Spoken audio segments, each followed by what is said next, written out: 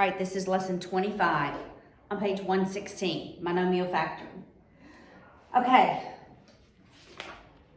so we have not factored equations, but now we're going to look and see what the greatest common factor would be. So what is a monomial? A monomial is one term. It's just one term. And so when I have more than one term, I look and see what would be the greatest common factor that would go into both of these. All right, so I look at my coefficients first and I see what I can factor out of my coefficients. So both of these terms have a 4 in them. So I can factor out a 4. When I'm factoring out, I am doing the inverse of distribution. So in distribution, we multiply. When we're factoring out, we're dividing. All right, so I know I'm going to divide each term by 4 because 4 goes into both of those terms. Then I look at all my variables. And I choose the variable that's in both of the terms, and I choose the one that has the smallest exponent. All right, so A is only in this term. I can't factor out an A in that term, so I'm not factoring an A out. I look at my x's. This one is x squared. That one is x. I'm choosing that variable that has the smallest exponent, so I'm going to factor out an x. And then I look at my y's.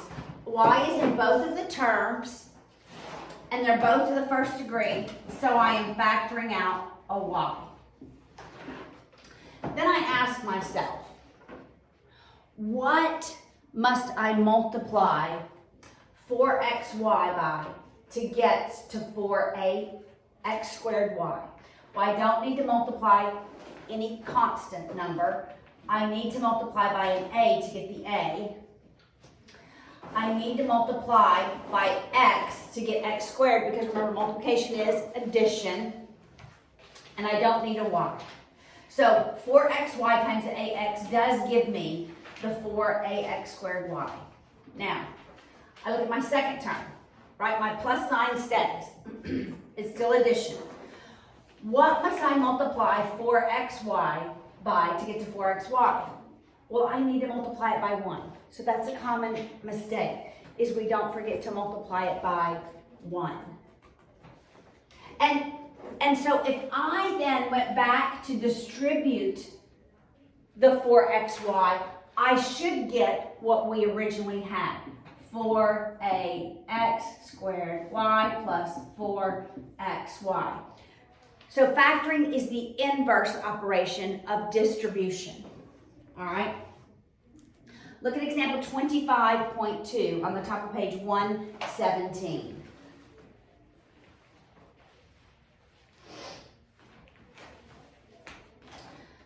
All right, we have 4x squared p squared k minus 6k squared p to the 4th x. All right, so I ask myself, what can I factor out of 4 and 6? What is the greatest common factor that goes into 4 and 6? 24. That would be the least common multiple. Oh, that's right.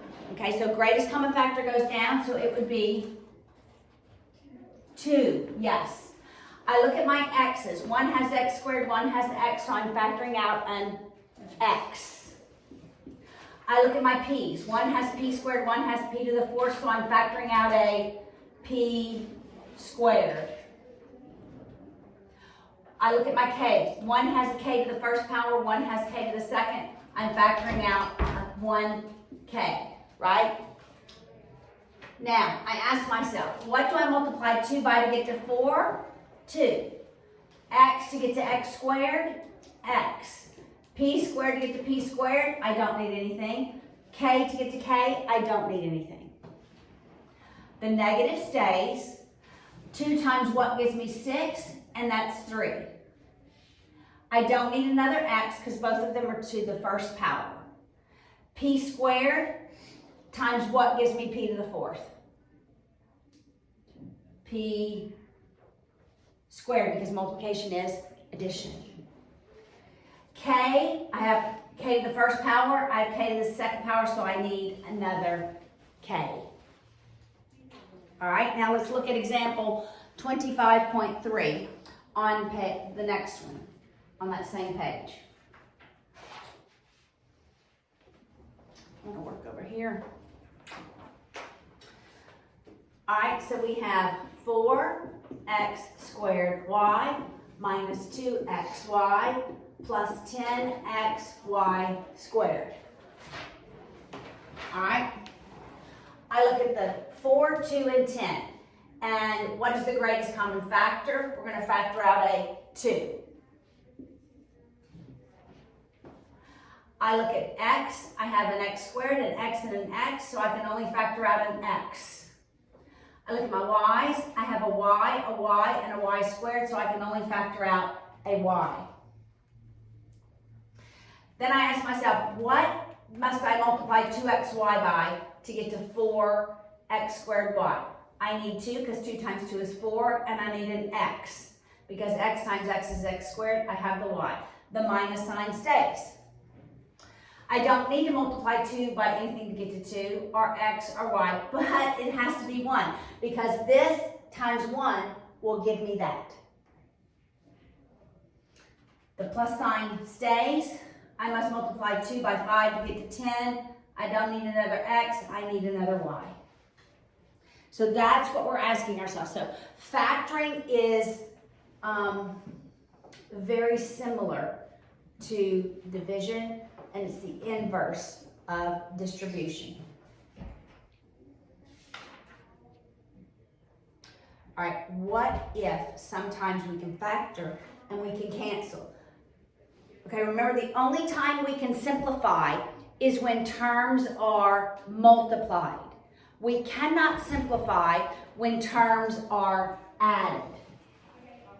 All right? So, look at example 25.4 on the top of page 118. This problem is 6x cubed plus x squared over x squared. That's A. I'm going to go ahead and write B on the board.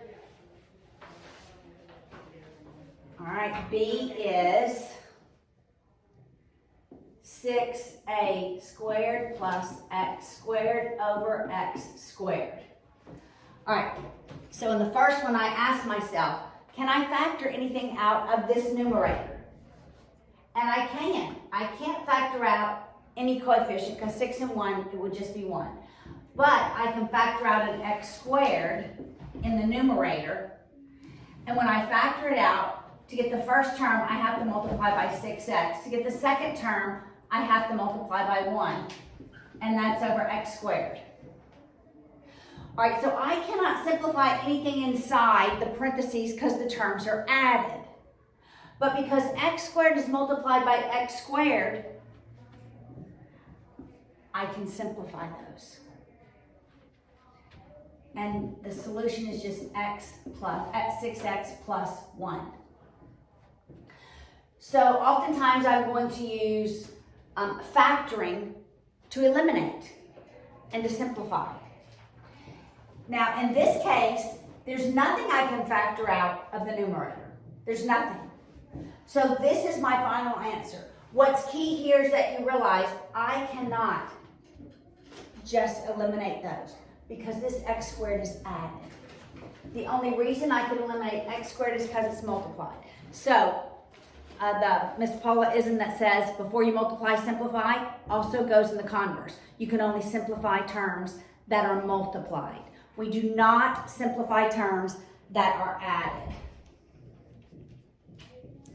All right, so let's look at our practice problems that are from geometry on page 119, C and D.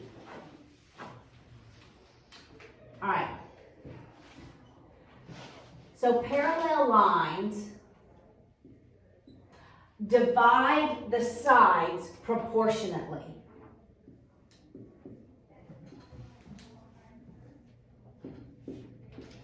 All right, parallel lines. This is no different when we had something like this and a transversal, two transversals rather, and we had A, B, C, D, and we said A to B is equal to C over D.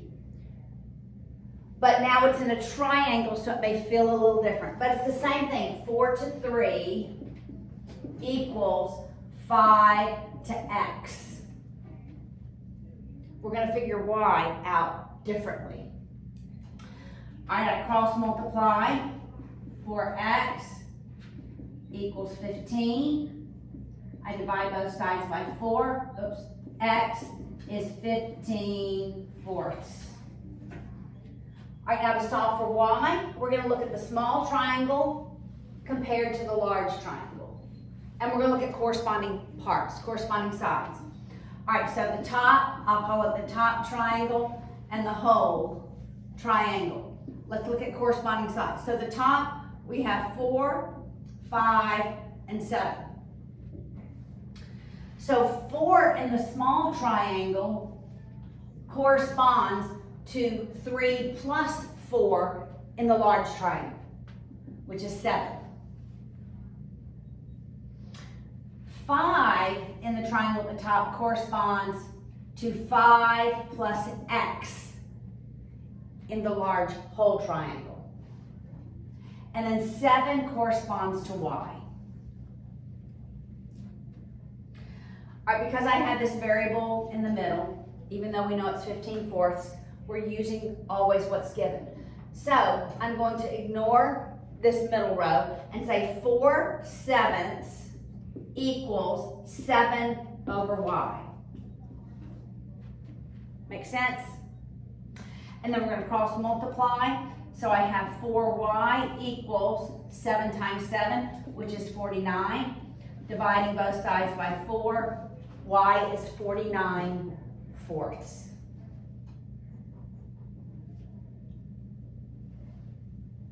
All right, so we're using similar, these are actually similar triangles, because similar triangles have all the angles that are equal, but their sides are proportionate.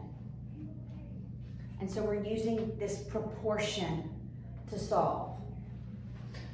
All right, practice D.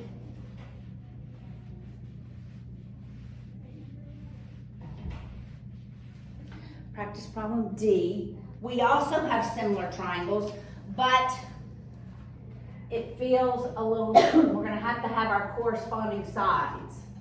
All right, so 3, 4M, 6, 7N. We know that those angles are equal. What other angle? Do we have any other angles that we know are congruent? These are vertical angles. So we know that those are congruent.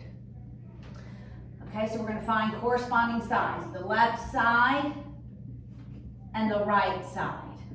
So on the left we have 3, 4, and M. 3, 4, and M. So 3 corresponds to N on the right. 4 goes from the double marked angle to no. So it corresponds on the other side, the double mark to the no mark. So that's 7. See how 4 corresponds to 7? N is between the double and the single. 6 is between the double and the single marked angle. So those are our corresponding angles. So to solve for N, I'm going to use the first 2 rows and do 3 fourths equals N over 7. To solve for M, I'll use the bottom rows. 4 over M equals 7 over 6. And we're just going to use cross multiplication. I have 4N equals 21. I divide by 4 on both sides. N is 21 fourths. For M, same thing. I cross multiply. I end up with 7M equals 24. Dividing both sides by 7, M is 24 sevenths.